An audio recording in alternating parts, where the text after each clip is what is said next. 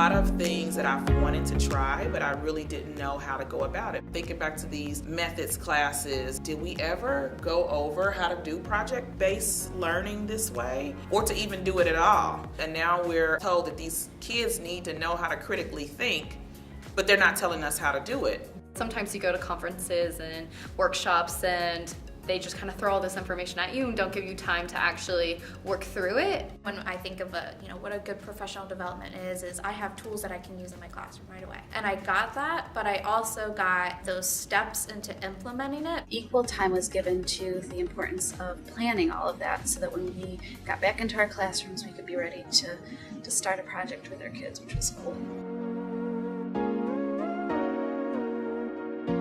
The way that she teaches it is the way that I would be able to teach it. I've had professors that say this is the best practice, but then they're lecturing the entire time. So because I've seen it, I think that I can implement it now.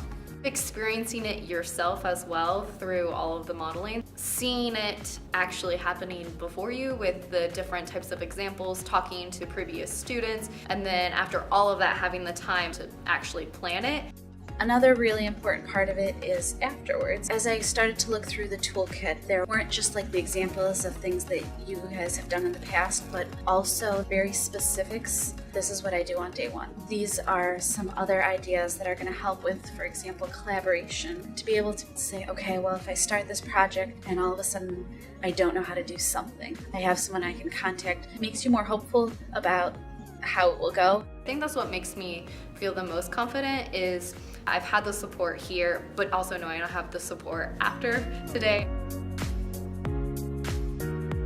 This is the way to prepare students. I think that in my head when I planned lessons, I kind of thought that I was preparing them for college and beyond, but I was missing the connection piece. Why is it important? Now here's a way that you're teaching them how to think critically, but you're using something that they're actually going to use later on in life. As 21st century learners, our students are going to need to know these skills, these critical thinking skills, how to apply what they know, how to take what's happened in the past and make it applicable, make it relevant. These are skills that teachers need as well as students.